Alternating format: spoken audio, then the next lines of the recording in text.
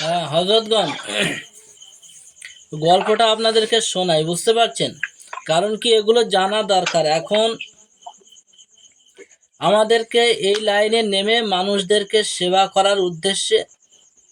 তবে আপনি কাজ করবেন, টাকা নেবেন না কেন? অবশ্যই টাকা নেবেন।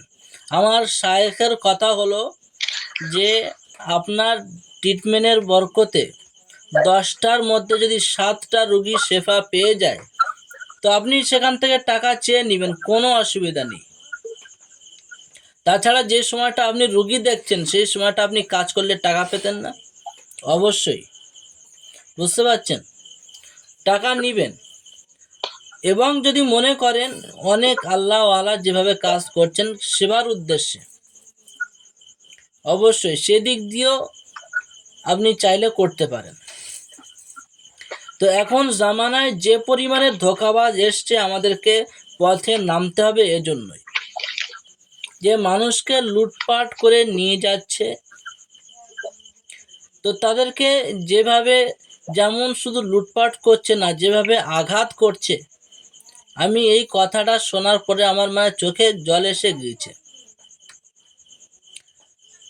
তো মুদাব্বির কোথা থেকে তারা নিয়ে এসছে একজন মুদাব্বিরকে, তো সে জিন তার শরীরে হাজির আছে।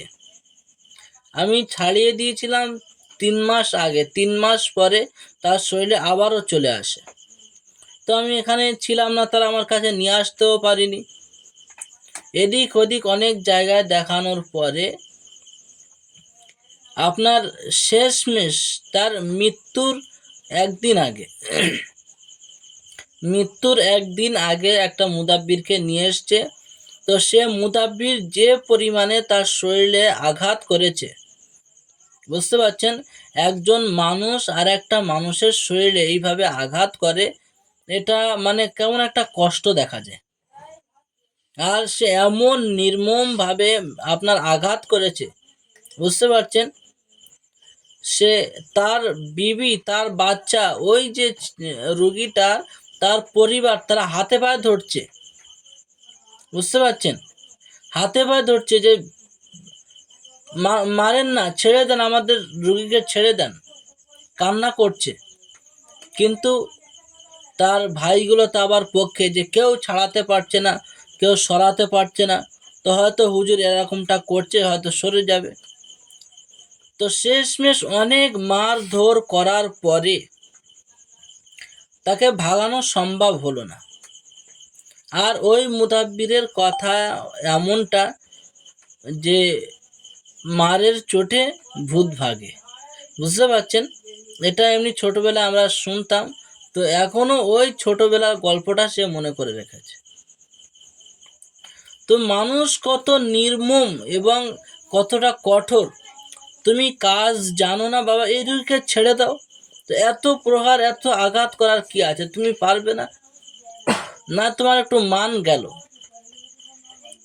তো এমনটা করার কি দরকার? তারপরে হযরতগণ তার জবান ধরে, বুঝতে পারছেন, তার জবানটা ধরে লম্বা করে দিয়ে, তো টানা 45 মিনিট আগুন ছুবড়েছে। আগুন, বুঝতে পারছেন? আগুন নিয়ে ওই যে মোমবাতির আগুন আছে না, মোমবাতির আগুন থেকে নিয়ে এইভাবে তার জবানে ছুবড়ে দিচ্ছে। আমার তো শুনে চোখের জল চলে এলো, যে মানুষ, তুমি পারছো না জিনের ট্রিটমেন্ট করতে, কিন্তু এমন কষ্ট দেওয়া, এটা কেমন, কিভাবে হয়? বলছে টানা 45 মিনিট ধরে যখন তার জিভে আগুন দিল, তো তার জিভ ঝলসে গেল, বুঝতে পারছেন? বেচারা জিভটা কুকুরের মতো বাহির হয়ে গেল, ভিতরে আর নিতে পারছে না, বুঝতে পারছেন? তারপরেও কি, ভূত ভাগাতে পারলো না, জিনকে সরাতে পারলো না। তো শেষমেশ ওই যে মৌলানাটা বা ওই যে মুদাব্বিরটা, আল্লাহ ওকে বাঁচিয়েছে, তাই সেদিনকে বাঁচতে পেরেছে। অন্য জায়গা হলে ওকেও মারতে মারতে মেরে ফেলে দিত, বুঝতে পারছেন?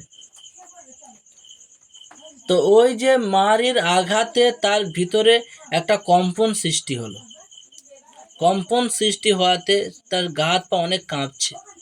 তার কেঁথাকানি যত ছিল সবগুলো চাপা দিয়েও আপনার কিনা দমানো যাচ্ছে না। সাথে সাথে ওখানে স্যালাইনের ব্যবস্থা করা হলো, তাতেও আপনার অক্সিজেন দেওয়া হলো, তাতেও কোনো কাজ হলো না। সঙ্গে সঙ্গে আপনার হসপিটালে নেওয়া হলো। তো হসপিটালে নিতে হসপিটালের দোরগোড়ায় পৌঁছানো মাত্রই সে মারা গেল। বুঝতে পারছেন? তো এই হলো এখনকার জামানার মুদাব্বির।